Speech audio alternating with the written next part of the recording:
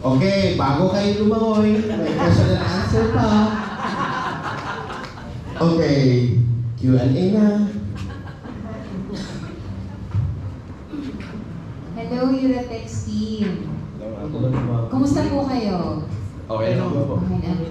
Meron na po bang may asawa sa inyo? Wala pa. Wala po.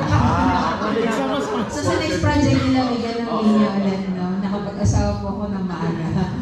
Sige po, congratulations for this brilliant project. Brilliant siya kasi savings pa lang, napakalaki na. No? Siguro, question lang sir, na-review naman po ng finance natin yung monetary value niya, no? Yes po. Approved na siya. Okay. Curious lang po ako, as benchmark din, no? Paano po kayo nire-rewardan ng organization with this kind of big saving project? Nire-rewarded po kami, tulad po ng namin ng QCC, so nag-elimination po kami. Siyempre, mayroon po siyang mga appreciation of mga certificate. Siyempre, sa amin naman na organization, so nagbibigay po sila ng reward sa mga yes, mga nanalo. Token of appraisal po. Sana all.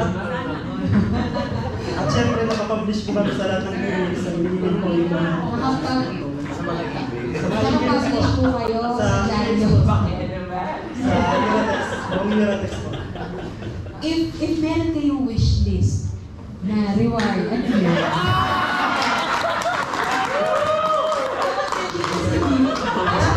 Mamaya na lang.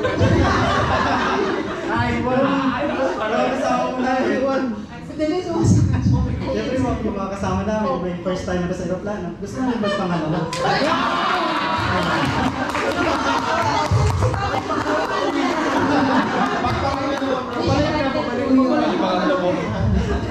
Wish granted yun yung pangalawa, yung round trip ticket. Opo. Sure yun.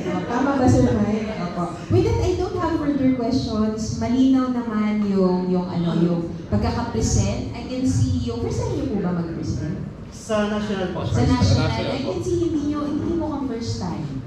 Oo. Lalo na sa second niya sumayaw. Ramdam ilan. Hindi rin po ako marunong sumayaw. Bawal po sa amin sabay-sabay sa akin. Kaya salute. Naitawid mo siya. Congratulations. Lagpas na. Good morning. Good morning. And congratulations team. I'm married kayong tatlo? Yes po mo. Oh, that's good. I have 2 daughters. And since wish list nyo na magta-travel again, you can fly to Dumaguete. Wow! And I'm really welcome you there. Gusto din? Pwede ko akong travel. Sige. That's something pag maano mo na yung award mo. Magdala ka ng pillows.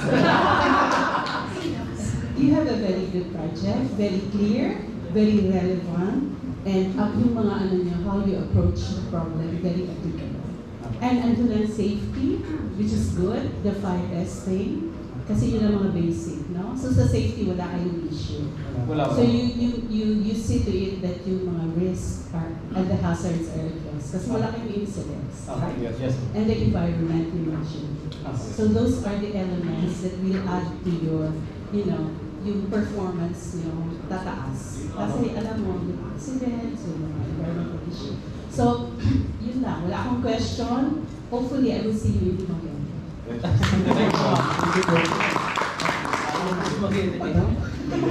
Hello, good morning. Morning, sir. Kailangan daw kasi magtanong. Bayad daw kasi ito, kailangan magtanong. My question is, may pinakita kasi kayo kanina na tablet. Yes, sir. Ano-ano ba yung nakalagay dyan sa tablet na yan? At paano siya nakakatulong para maging accurate yung inventory na target? Ito po sa tablet po, kung makikita niyo po kasi, sir. Ito po is... Lapit mo sa tayo. Sir, lapit mo.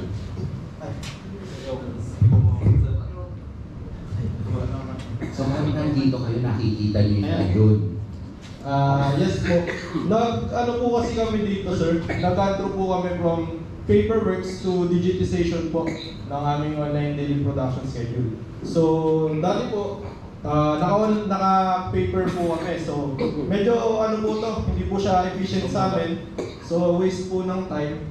Dahil si sorter o yung nag-ano po, nagtatara pa, lalakad pa siya, tatara sa paper. Then pag natara po sa paper, ibibigay po ito kay production supervisor. Then si production supervisor po ang mag-i-input sa Excel. So since nag-go po kami sa digitization, mas naging madali po and na-lessen po namin yung aming mga muda. Dahil once na mag-input po si production, si sorter, direct na po na nakikita namin sa aming Excel form yung output po nila. Yung Sino may hawak dito sa area? Ako po, sa akin po. Nakikita Isa ko lang. po. Tsaka po si production supervisor na. Supervisor at mga operators. Operators. In additional po, kapag nagtara na po ng output si production, nagtatransact na rin po ng production order yung encoder. Ilang rolyo, ilang tonelada ba ang kasya dun sa warehouse? Kung sa pagbabasihan po, nasa 3,000 to 4,000 po. Wow. Kasama yun po, na po. Wow. Na po ngayon, nasa 1.5 to 2.5. Dahil po sa fabric head yung kanyang ginawa. Thank you. Balik ko na yan.